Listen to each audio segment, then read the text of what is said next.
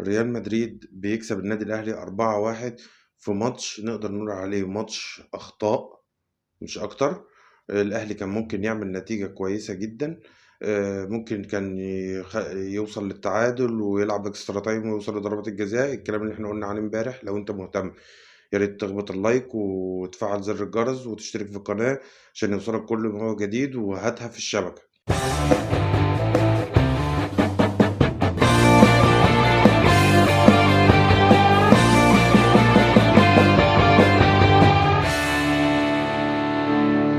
السلام عليكم ورحمة الله وبركاته. معكم والي وهاتها في الشبكة.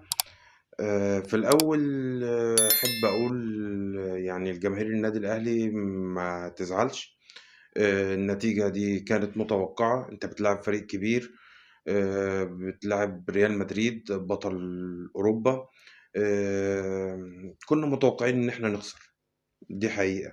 الفروق اللي أنا اتكلمت عليها امبارح، فروقات ما بين الأهلي وريال مدريد زي ما بين السما والأرض.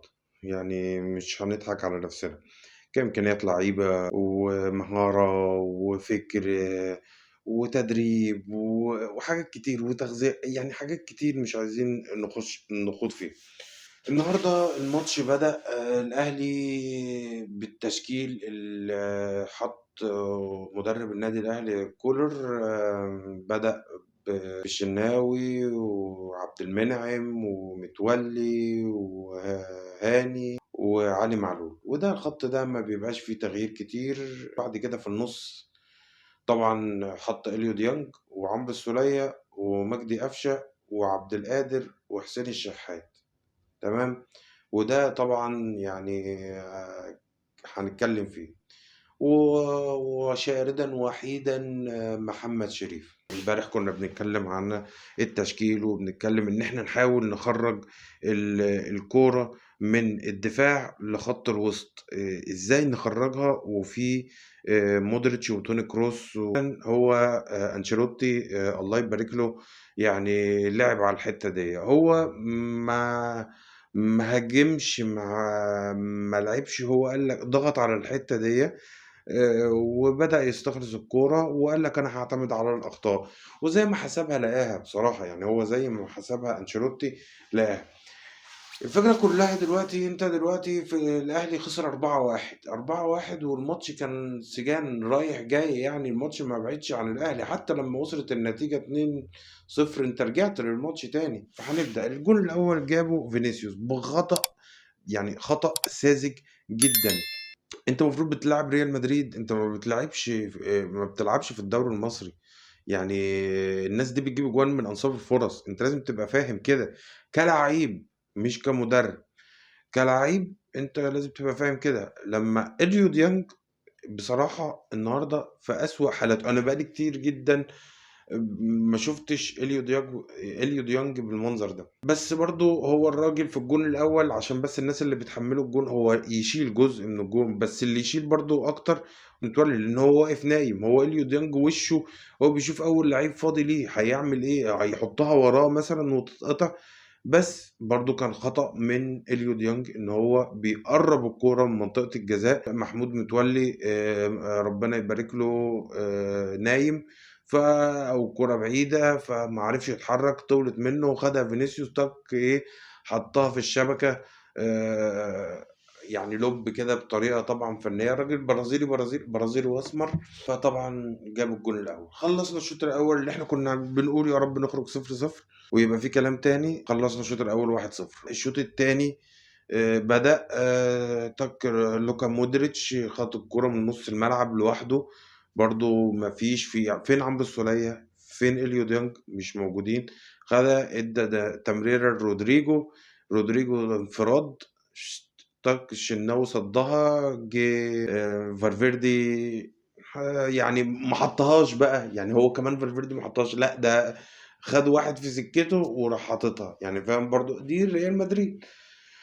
تمام، قلنا خلاص الماتش بيبعد وكده والدنيا بتروح مننا. بصراحة حسين الشحات، شابوه حسين الشحات بصراحة، أحلى من أحلى الماتشات اللي عملها. ومحمد هاني لحد ما الجون دخل، محمد هاني لحد ما الجون. حسين الشحات طول الماتش بيموت نفسه، دخل المنطقة لبس كامافينجا ضربة جزاء تك، جه علي معلول حطها بكل يعني ثقة. وقلنا الماتش بيقرب والاهلي بيرجع وبيمسك كورة. نيجي بقى عند النقطة دي، انت دلوقتي جالك جون، انت دلوقتي الفرق بينك وما بين ريال مدريد جون، تعمل ايه؟ تعمل ايه؟ تروح بقى ايه؟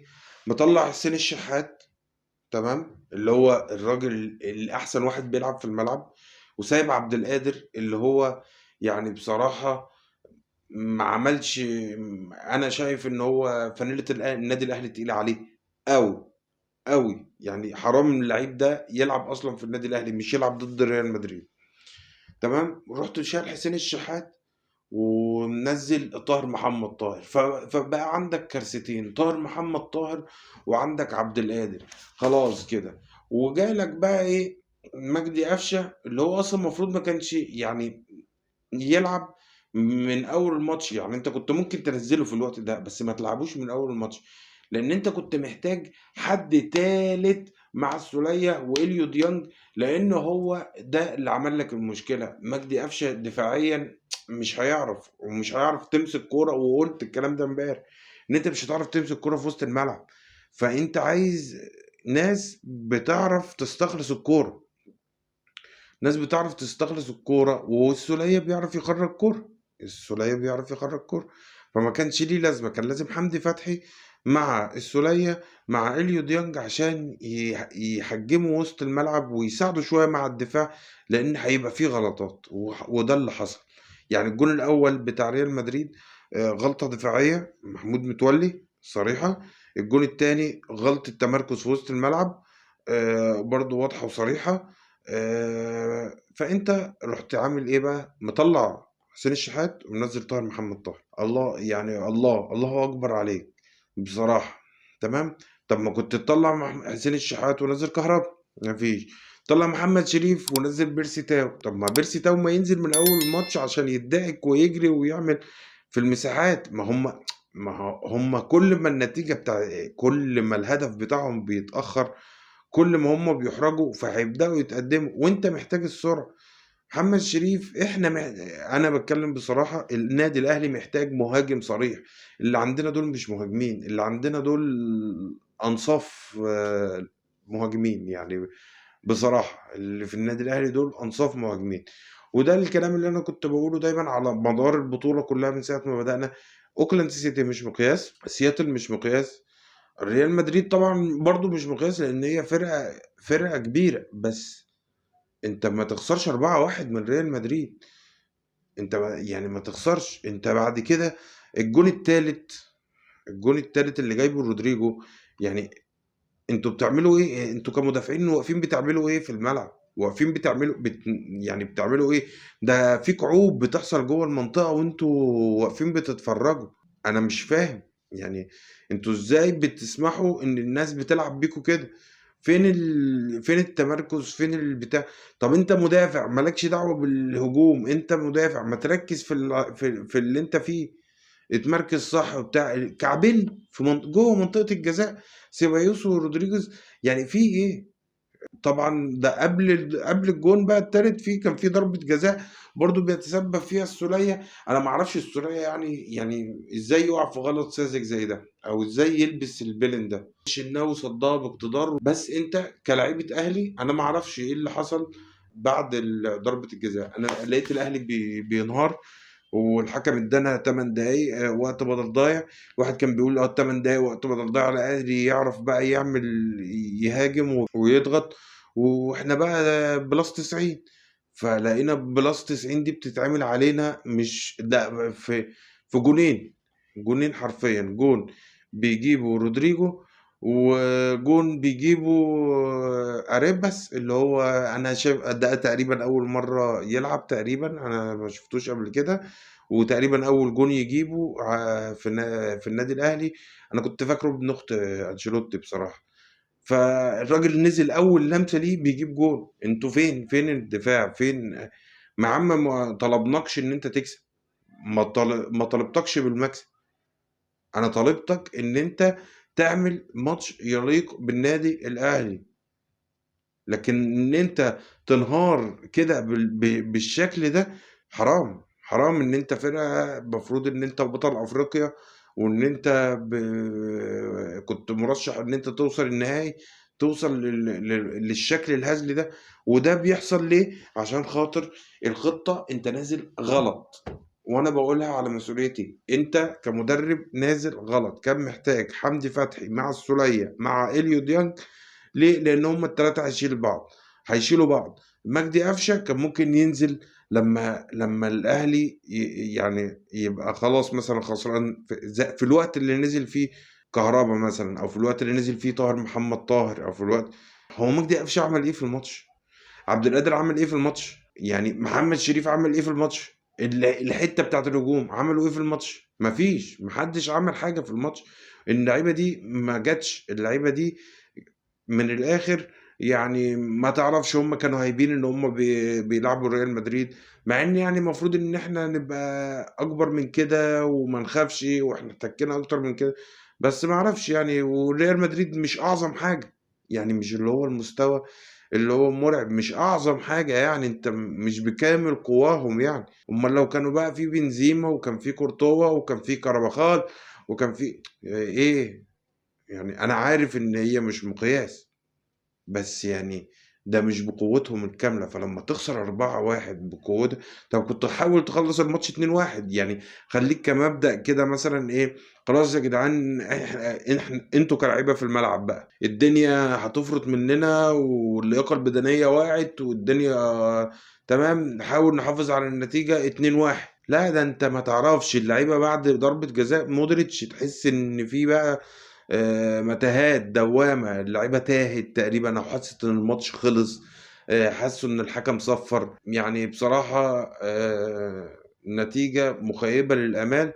كُنّا فاكرين إن الأهلي ممكن يوصل يعمل نتيجة أحسن من كده، بس قدّر الله ما شاء فعل. إحنا يعني برضه نلتمس لهم العذر يعني، إن يعني ريال مدريد فرقة كبيرة، للأسف الكلام ده أنا باقوله وأنا يعني حزين على إني باقول الكلام ده، لإن الكورة ما فيهاش كده. بس عندهم ماتش تاني مع فلامينجو البرازيلي.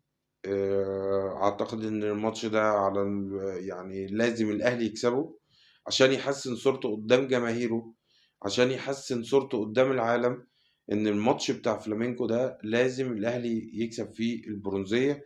وخصوصًا إن فلامينكو يعني مش الفرق اللي هي مرعبة يعني، مش الهلال. يعني مثلًا لو الأهلي كان كسب ورُحنا لعبنا الهلال في النهائي، كان هيبقى ماتش أقوى من كده. ليه؟ لأن الهلال أقوى من فلامينكو. الكرة في أمريكا الجنوبية يعني اللعيب يعني اللعيب في أمريكا الجنوبية لمّا بيوصل ل16، 17 سَنة تمام. لو هو في حاجة يعني مهارة وكل حاجة وفَز، هيطلع على أوروبا، مش هيلعب في أمريكا الجنوبية.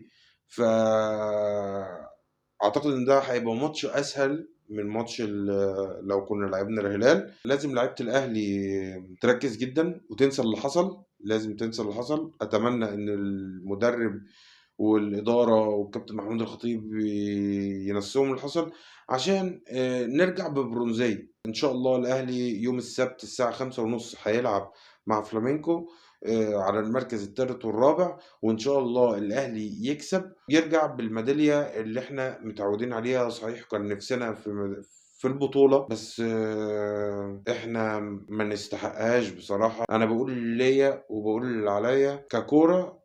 لأ، إحنا لسه بعيد أوي، أوي، أوي، أوي، أوي، ولازم نعيد حساباتنا ككورة، وكلعيبة بتلبس تيشيرتات هي مش فاهماها ومش عارفة حجمها. إن شاء الله يوم السبت نكسب ونرجع بالبرونزية، وبعد كده يبقى لينا كلام تاني وحسابات تانية. ومن الآخر لو أنت بتتفرج على الفيديو ده للآخر يبقى أنت راجل بتحبنا وراجل محترم. انزل اخبط اللايك وشير وسبسكرايب وفعل زر الجرس عشان يوصلك كل ما هو جديد. السلام عليكم، وهاتها من الشبكة.